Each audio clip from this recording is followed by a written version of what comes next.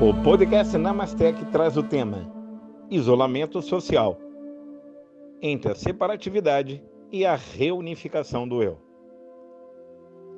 Desde os tempos remotos de René Descartes, pai da filosofia e da matemática moderna, ele que foi o iniciador do racionalismo, viveu entre 1596 a 1650, podemos ter como marco o grande desenvolvimento da ciência. A humanidade passou, no entanto, a valorizar e enaltecer a parte em detrimento do todo. Esse olhar fragmentado, seccionado da vida, que fez com que a ciência se desenvolvesse, recebe o nome de cartesianismo. É claro que trouxe uma enorme contribuição essa forma mecanicista cartesiana de se observar o desenvolvimento da ciência e da tecnologia, ou como ela se desenvolveu. Porque era preciso uma compreensão minuciosa do funcionamento das coisas, do funcionamento da natureza, do funcionamento do corpo humano. Daí se entender, no desenvolvimento da metodologia científica, a importância de olhar para a parte e depois tentar entender o conjunto maior da obra. Ocorre que a visão fragmentada, desde a biologia, do corpo humano, dos fenômenos astronômicos, de tudo que se passou a investigar ou a pesquisar, ficou restrito a um olhar parcelado da vida, a um olhar fragmentado dela. E quer queiramos ou não concordar que essa foi, e ao meu ver até foi, a melhor opção para o desenvolvimento da ciência, independente da forma como nós humanos procuramos aprender sobre nós mesmos e sobre a conexão com o todo que temos, a vida nunca deixou e jamais deixará de ser um todo. Quando uma criança, ou mesmo um adulto, representa uma lua através de um desenho no papel, desenhando aquela meia-lua, por exemplo, ainda que seja correto olhar para aquele desenho e reconhecer como lua, nós sabemos que a lua, embora não se apresente na sua totalidade, nunca deixou de ser inteira. Sabemos que ela é uma esfera completa. Essa é uma metáfora, claro, né? Que se aplica também a outras ilusões ou percepções dos nossos 5 sentidos. Por exemplo, nós temos a sensação nítida de estarmos nesse exato instante parados. Mas sabemos que pelo movimento de rotação do globo terrestre, nós estamos em pleno movimento. A questão da matéria. Olhamos e achamos que a matéria em si, os objetos, são seres inanimados. Mas se nós reduzimos quaisquer objetos, quaisquer existências materiais, observaremos uma dinâmica incrível no movimento dos átomos. Imagina os elétrons. Partícula que está em pleno movimento, em plena intensidade. A vida pressupõe movimento, mas aparentemente tem-se a impressão de um estado inerte, passivo. Essa visão parcial, vinculada ao mundo da forma percebida, é o que eu chamo como uma grande ilusão perceptiva. O mundo tridimensional, largura, profundidade e altura, é a resultante de projeções do conjunto das nossas percepções. O nosso conjunto de crenças, por mais que elas sejam ampliadas ou, quando em muito grande parte das vezes, crenças limitadas, sejam os nossos valores, os nossos conceitos arraigados, os nossos paradigmas, medos, as nossas expectativas e, sobretudo, os nossos desejos, contribuem para a manifestação daquilo que o Fritjof Capra, o grande escritor, o grande físico, autor da obra Autor da Física, The Turning Point, o ponto de mutação e tantas outras, ele define que todo esse conjunto forma a grande teia da vida.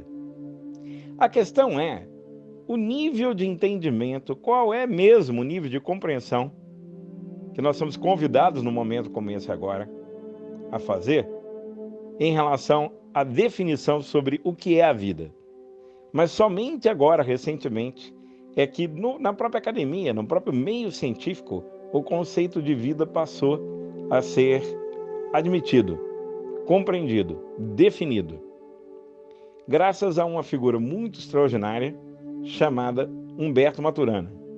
Humberto, que é chileno, biólogo de formação, auxiliado por Francisco Varela, também biólogo chileno, conseguiu, através de sua tese da autopoiese, trazer um olhar para o meio científico, para o meio filosófico, para a neurociência, para os diferentes campos da vida, até mesmo da informática, que pudesse ser admitido como uma boa definição.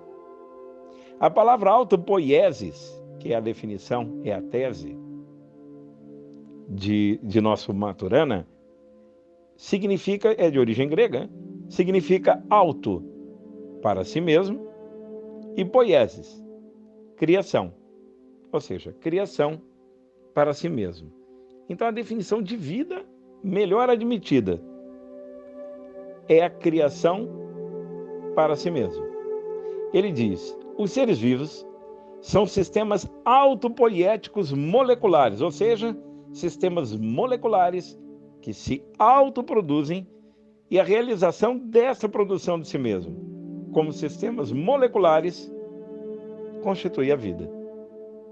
Que interessante, né? Repare que essa autogovernação dos sistemas moleculares é tudo, menos linear. É por natureza complexa. Dificilmente se consegue ter uma interpretação fracionada, olhando um pedaço para entender o todo, porque não é linear. Quando fazemos paralelos com a tese da autopoiese, por exemplo, no campo da sociologia, nós damos assim uma abstração, podemos observar a forma como as relações sociais são estabelecidas no âmbito dos grupos de convívio. Nós somos, por natureza, interdependentes. Nós somos essas relações.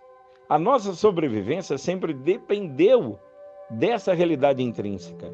A nossa capacidade de interagir e relacionar as demais espécies é que nos permitiu, inclusive, alcançar a condição de Homo sapiens. Nossa condição atual, evolutiva, de alguma forma, dependeu disso. Contudo, muitas espécies foram extintas pela incapacidade de colaboração com o ciclo evolutivo. E nós, de alguma forma, precisamos refletir se não corremos riscos de também estarmos colaborando pouco, tal qual outras espécies que passaram a não colaborar com o todo, se nós estamos colaborando menos do que depreciando esse todo e nos colocando em um risco de extinção. Não há como justificar, por exemplo, a nossa incapacidade de chegarmos a um acordo global para efetiva redução dos bilhões de toneladas de gás carbônico emitidos diariamente na atmosfera, ou os bilhões de toneladas de lixo que despejamos nos oceanos, na natureza, nos rios, nos lagos. Como admitir, normal, que não tenhamos a capacidade de um acordo global para redução urgente no consumo desenfreado dos recursos naturais? Os bilhões de toneladas de dejetos animais, os descartes químicos nos lençóis freáticos, os milhões de hectares todos os dias devastados de florestas, interferindo brutalmente nos ecossistemas. Não é só a camada de ozônio em si, é todo esse conjunto de desequilíbrios.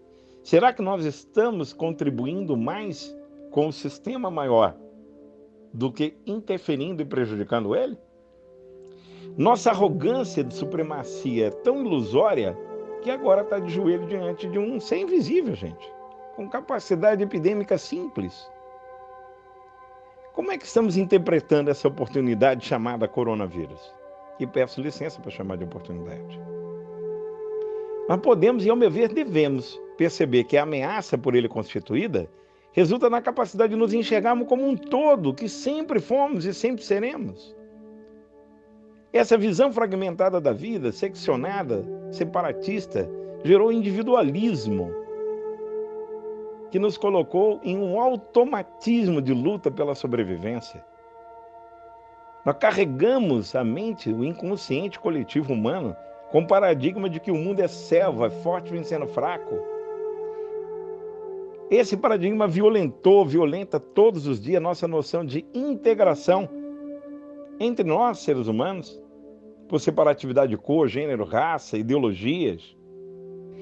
ficou muito distante para nós compreendermos a nossa própria biologia e existência física na sua totalidade. Nosso poder autorregenerativo, por exemplo, sistema vital e imunológico. Então, qualquer dorzinha de cabeça, vai ali, toma o remédio XYZ lá que sumiu, né? A dor de cabeça. Quanta intoxicação de remédios as crianças estão sofrendo? O recorde absurdo de uso de medicações por parte da população humana e, lamentavelmente, nas crianças, nos idosos nem se diga. Antibióticos em exagero, que na verdade o próprio sistema imunológico vai ficando deteriorado, fraco, perdendo a sua capacidade, inclusive, de imunologia. Essa mentalidade fragmentada, em que somos fracos, não damos conta, temos que nos suprir de algo externo para nos proteger, tatuou os nossos cérebros, inclusive com uma mídia perniciosa a intoxicar as nossas mentes, com a ideia, por exemplo, de que é impossível haver alimento saudável sem as drogas químicas produzidas pela indústria farmacêutica, dos remédios. A noção de que é impossível haver alimentos saudáveis sem as drogas que pulverizam os alimentos no campo. E aí nós estamos nos alimentando num grande percentual de pesticida, de que é natural e é normal aceitar transgenia. Você vê que a comunidade europeia não aceita, deve ter motivos, porque a ciência também é muito bem desenvolvida lá. Aqui no Brasil conseguiram derrubar os rótulos de obrigatoriedade de colocar alimento transgênico. Não temos essa opção de saber o que é o que não é transgênico. Esses pesticidas que literalmente matam a nossa terra, vira pedregulho. Essas campanhas midiáticas que impregnam a nossa mente geram insensibilidade na nossa relação com tudo. A nossa visão fica utilitarista, funcional. Eu uso as coisas, sem pensar muito de onde veio, por que uso, para que uso. Essa insensibilidade na relação com os animais, por exemplo, gera sofrimentos terrível. Intervenções biotecnológicas, intervenções químicas, intervenções hormonais nos animais, para que eles produzam cada vez mais, desenfreadamente. A indústria alimentícia, como foi dito pelo vencedor do Oscar, o ator que representou o Coringa, o Joaquim Fênix, como ele diz, a indústria de alimentos está colocando em boa parte a existência humana em xeque. A cadeia produtiva, pecuária, sobretudo, porque nós estamos falando de desmatamento, nós estamos falando de 10 mil litros de água por 1 quilo de carne. Então é uma intervenção insensível para com os animais. Isso vai desde do boi, vaca, extremo uso da sua capacidade produtiva de leite, por exemplo, gerando doenças nas tetas da vaca. Toda a indústria de laticínio, de alguma forma, promove, inclusive de leis regulatórias aprovados, de poder ter uma certa dose de pus no leite, sem falar os químicos que colocam numa caixa Tetra Pak. E as crianças acham, de tão distantes que estão da natureza, que o leite vem da caixinha. Nós temos que realmente refletir tudo isso. Dois grandes humanistas que eu admiro muito, e um deles eu tive enorme privilégio de conviver um pouquinho, quem me dera ter convivido tão mais com ele. Um francês, mas que um brasileiríssimo de coração, apaixonado pelo Brasil, fundador e reitor da Universidade da Paz, professor Pierre Weil, e também o grandioso nome da yoga no Brasil, o professor Hermógenes. Tanto um quanto o outro davam um nome para essa patologia que nos segue e nos torna insensíveis. Eles definiam toda essa maluquice como normose. Quer dizer que a humanidade está padecendo de normose. Nós perdemos a capacidade de associar, por exemplo, o torresmo da carcaça do suíno.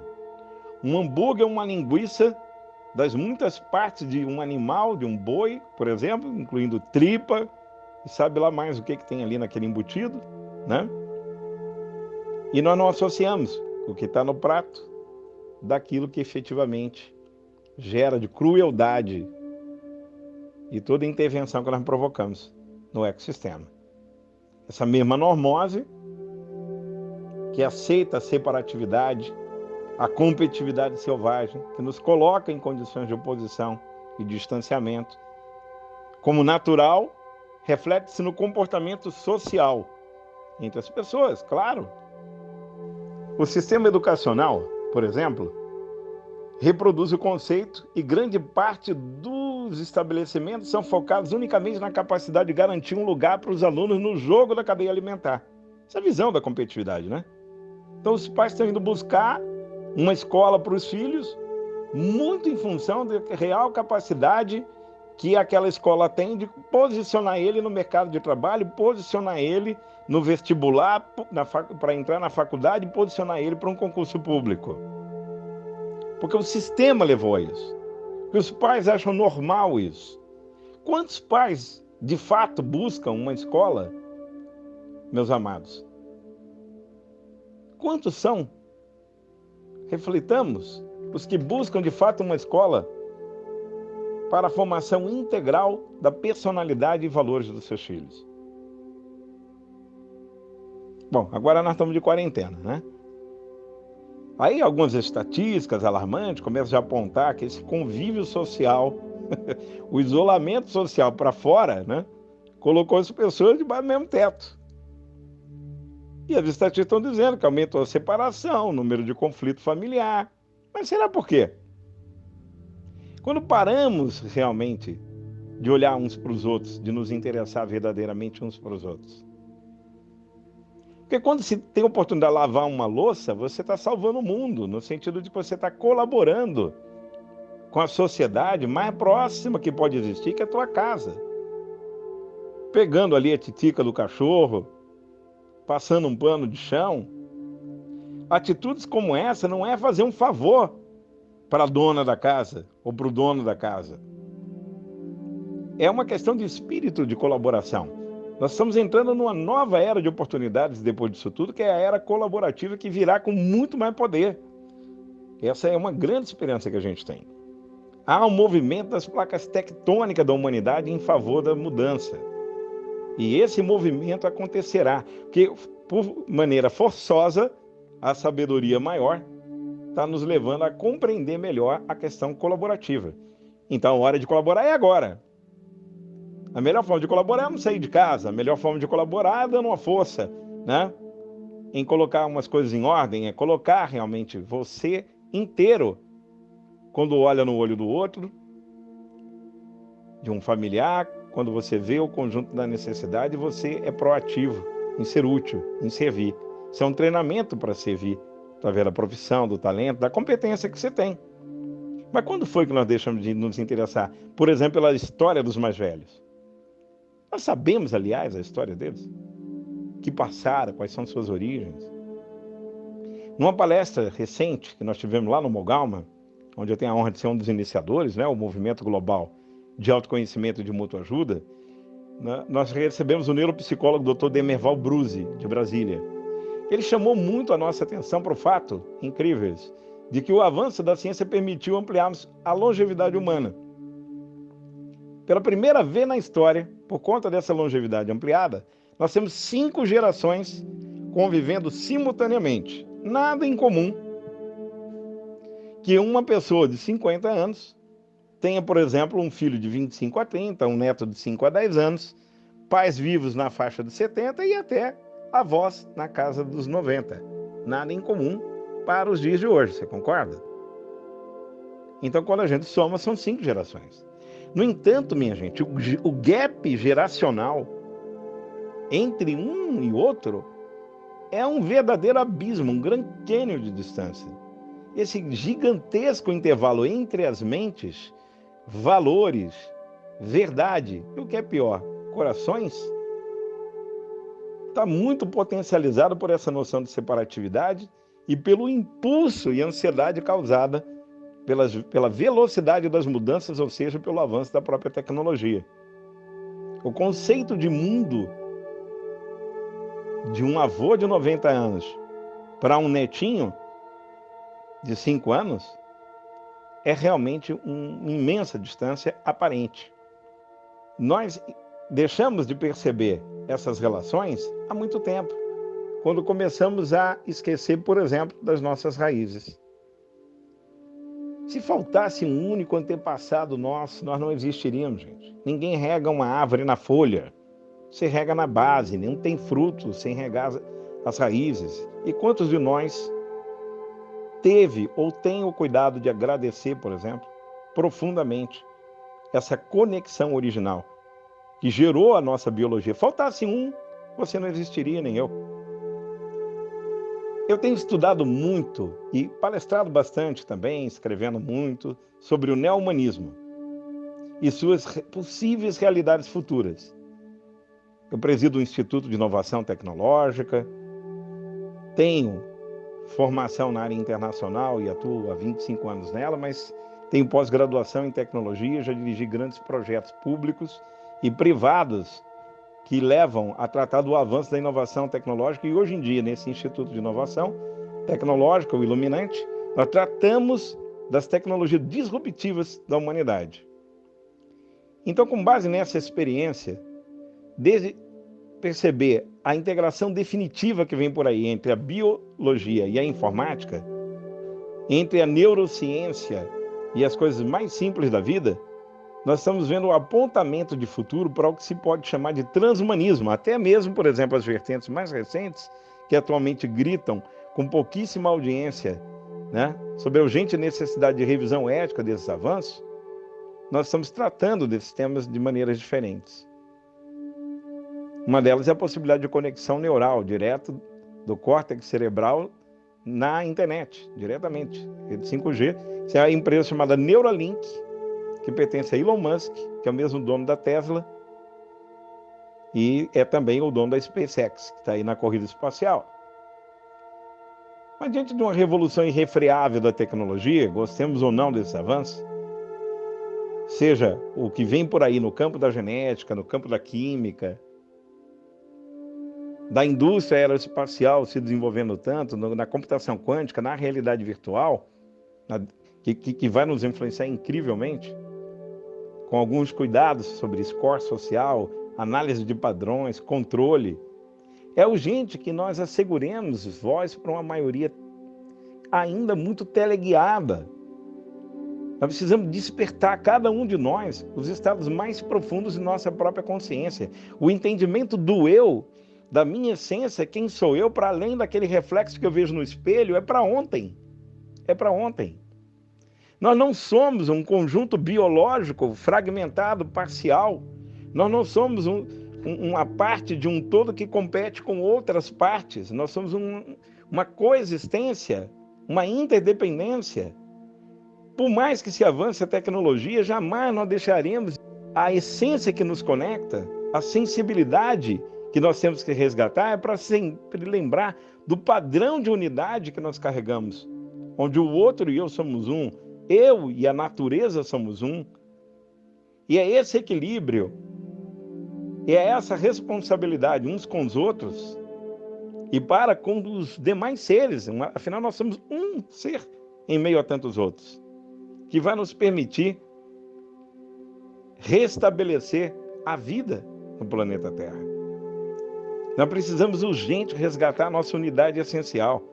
Nascemos biologicamente equilibrados, colaborativos. Somos capazes, e eu tenho fé, que seremos capazes de superar esse fenômeno global que está por aí, pela via da colaboração e não da eterna divisão cartesiana promovida pela cegueira materialista, conveniente, manipulatória. Certamente nós nos reposicionaremos melhor depois disso tudo, no nível mais profundo de dimensão da nossa existência conjunta, nesse aparente existir individual. Um dos maiores pensadores da atualidade, que tem merecido respeito, tanto no meio científico quanto das grandes lideranças políticas e empresariais do globo terrestre, é o historiador Yuval Harari.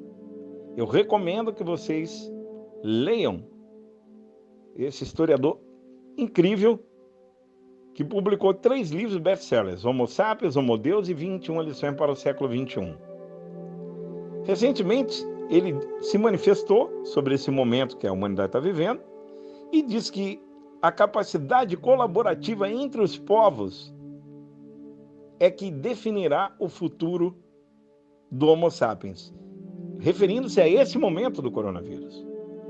Dizendo que, para além da visão separatista, para além da visão da concorrência, da competição pela hegemonia global, e os aliados de um lado, aliados do outro, essa visão que insiste em querer reinar em detrimento da maioria do sistema humano e do sistema vivo do planeta, apenas pela via da colaboração, que é o que nos caracterizou no processo evolutivo, como já dissemos, permitirá com que a gente tenha a capacidade de prosseguir, e prosseguir num outro estágio, num outro nível. E eu tenho fé que assim será. Assim também sugere a líder indiana, cofundadora da One World Academy, a Prithviraj Krishna. Ela que é uma líder em seu país, lembra que poucas espécies duraram milhões de anos e que as mais resilientes não passaram muito de 200 mil anos, pois elas foram excluídas quando deixaram de colaborar com o todo. Olha só, que interessante. É como nós dizemos. Em meio a tudo isso, gente, eu me rendo mais uma vez numa mensagem de crença, de fé, de certeza de que nós estamos regenerando. Muita gente fala de voltar ao normal. Na verdade, as pessoas estão querendo voltar à normose.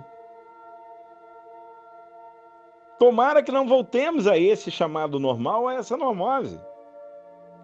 Pelo contrário, acredito que os poetas, os artistas, que sempre têm muito a nos ensinar, porque são conectados no campo intuitivo, inspirados pela dimensão maior da supraconsciência humana, eles têm contribuído muito com a vida, né? E que bom, como seria a vida sem arte? Como é que seria sem música, sem dança, sem pintura, sem tantas outras manifestações grandiosas que nos lembram humanos que somos, que nos emocionam, que nos sensibilizam? Eu encerro esse podcast trazendo uma contribuição filosófica profunda da banda brasiliense Capital Inicial. Reparem que mensagem incrível de alerta. Essa música que já nem é nova, já é até muito antiga, que grande parte das pessoas, como eu, que curtiam o rock brasileiro, a qualidade do rock brasiliense, pôde contribuir com o tema Independência. A música Independência diz o seguinte, ela é mais longa, mas no trecho que eu quero destacar, toda essa meia-verdade a qual temos nos conformado, só conseguimos nos afastar. Nós aprendemos a aceitar tantas coisas pela metade, como essa imensa vontade que não sabemos explicar, que não sabemos saciar. Se para e me pergunto, será que existe alguma razão para viver assim se não estamos de verdade juntos?